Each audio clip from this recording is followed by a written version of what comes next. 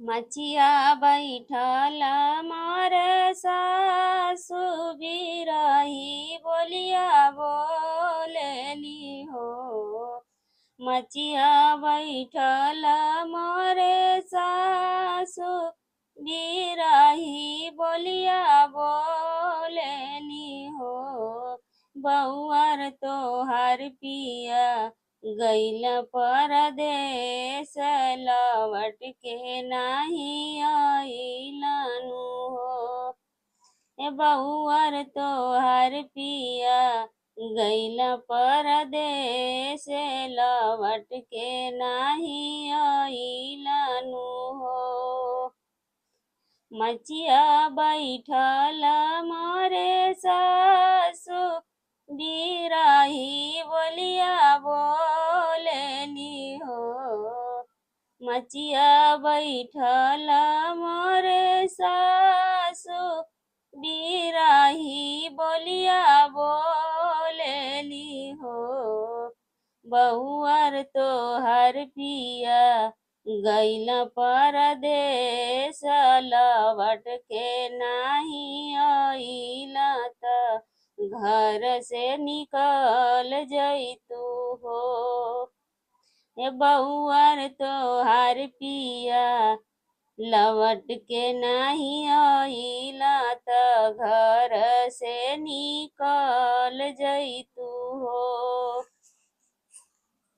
इतनी बचन सुनी बहुअर बिलखी बिलखी रोवा हो। इतनी बचन सुनी बहुअर बिलखी बिलखी रोवा हो। बहुअर चल चली शिव के मंदिरवा त शिव जिसे अरज करती हो। बहुअर चली जइतू शिव के मंदिरवा त शिव जिसे अरज करतू हो।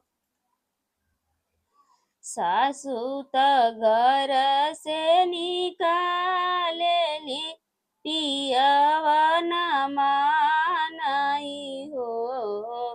सासु त घर से निकालेली पियवा न मानई हो। हे शिवजी कवनो जैसन हे शिवजी कवनो जैसन बरत बतलवत पति के मान पाइती हो। हे शिवजी कवनो जैसन बरत बतलवत सासू के प्यार पाइती हो। शिवजी कवनो जैसन बरत बतलवत सासू के प्यार पाइती हो। तिरिया के बात सुनी शिवाजी भेजे देला एक जोगियानु हो। तिरिया के बात सुनी शिवाजी भेजेला एक जोगियानु हो।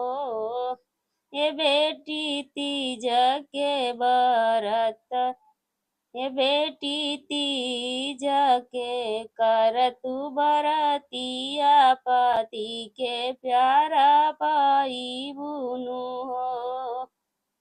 ये बेटी तीज के कर तू बरतिया पति के प्यारा पाई तुनु हो। कुछ दिन बीतला आइला कुछ दिन बीतला आई गइला तीज के दिनवानु हो। कुछ दिन बीतला आई गइला तीज के दिनवानु हो। तिरिया कई केली तिरिया कइले हली सोरहो सिंगारावत शिवाजी के मनावेली हो। तिरिया कइले हली सोरहो सिंगारावत शिवाजी के मनावेली हो।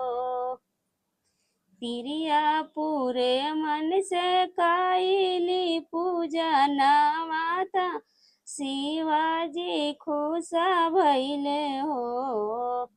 तिरिया पूरे मन से काइली पूजा नवाता शिवाजी खुश भइले हो। कुछ दिन बीतला कुछ दिन बादत लवट के पियवा आइलानु हो।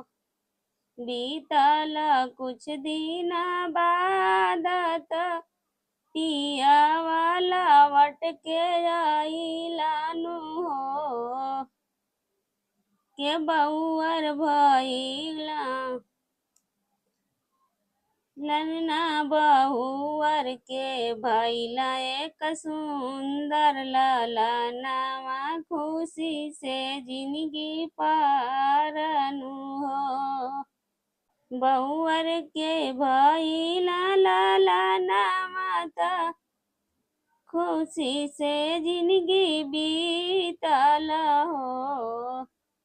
बहुअर के भइला एक सुंदर ललनावा खुशी से जिंदगी बीतल हो। मचिया बैठल मारे सासु बिरही बोलिया बोलेली हो। बहुअर तोहार पिया गइला परदेस लवट के नाही आइलानु हो।